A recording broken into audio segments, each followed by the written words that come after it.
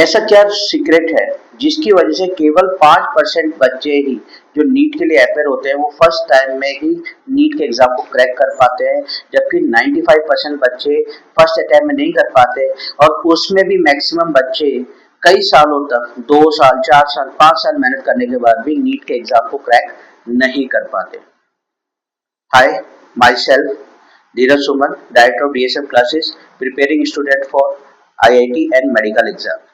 तो आज हम इसी बात को रिवेल करेंगे कि बच्चे, कुछ बच्चे जो 5% बच्चे हैं, केवल वो फर्स्ट अटेम्प्ट में ही आपका नीट का एग्जाम क्रैक कर लेते हैं। ऐसा क्या सक्सेस फॉर्मूला उनको मालूम है जिसकी वजह से क्रैक कर पाते हैं, बाकी बच्चे नहीं कर पाते। तो आगे बढ़ने से पहले मेरे चैनल को लाइक, सब्सक्राइब और शेयर कर लें ताकि ऐसी इंफॉर्मेशन आपको टाइम टू टाइम मिल सके। तो चलिए स्टार्ट करते हैं।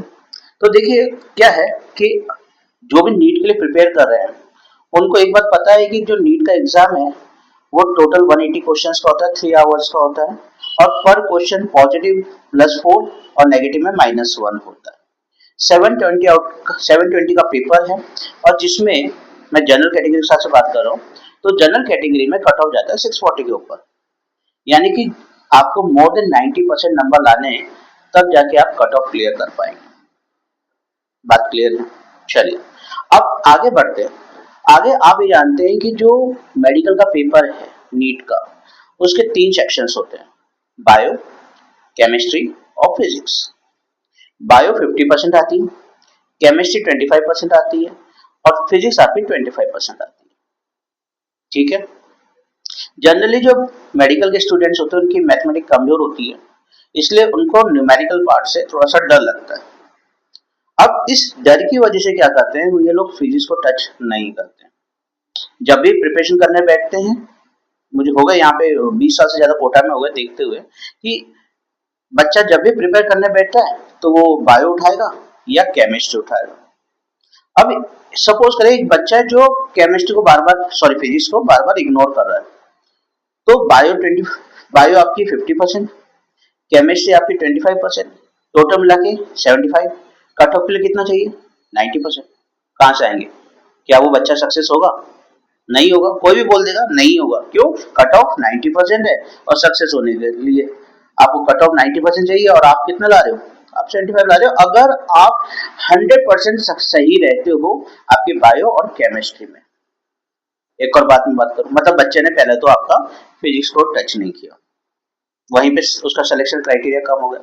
दूसरा क्या है, अब जो केमिस्ट्री का जो पार्ट है, केमिस्ट्री में 3 पार्ट होते हैं, ऑर्गेनिक केमिस्ट्री, इनऑर्गेनिक केमिस्ट्री और फिजिकल केमिस्ट्री। अब जो फिजिकल केमिस्ट्री है वो अबाउट 10%, ये 25% जो पोर्शन है केमिस्ट्री का, उसका 10% कवर करता है फिजिकल केमिस्ट्री। मगर अब बच्चा क्या करता है, उस पार्ट को भी स्किप कर देता है। क्यों? क्योंकि उसमें न्यूमेरिकल पार्ट है, न्यूमेरिकल से पहले डर लग रहा है, तभी तो हमने बायोलॉजी लिया। अब जब बार बार बच्चा क्या करेगा, या तो बायो पढ़ेगा या आपका इनऑर्गेनिक केमिस्ट्री पढ़ेगा या ऑर्गेनिक केमिस्ट्री पढ़ेगा। क्या नहीं पढ़ेगा? फिजिकल नहीं पढ़ेगा और फिजिक्स नहीं पढ़ेगा। फिजिकल केमिस्ट्री एकदम छोड़ देगा, फिजिक्स छोड़ देगा, यानी कि टोटल कितना पार्ट स्किप कर दिया उसने? 35%। 25% फिजिक्स का और 10% आपका फिजिकल केमिस्ट्री का। मेरी बात समझ में आई? तो अब टोटल जब 35% आपने स्किप कर दिया, कट ऑफ के लिए आपको 90% से ऊपर नंबर चाहिए, तो कहां से आएंगे? एक साल में नहीं, कई साल में भी नहीं आएंगे।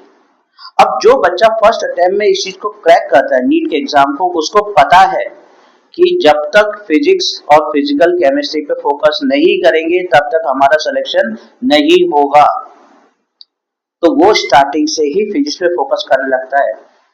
इच्छा उसकी भी नहीं करती फिजिक्स पढ़ने की। क्यों? फिजिक्स न्यूमेरिकल है, मेहनत का काम है, टफ वर्क है, मगर उसे पता है कि टफ, जब तक आपको पेन नहीं होगा तब तक आपको गेन नहीं होगा, आपको मेहनत करनी ही पड़ेगी।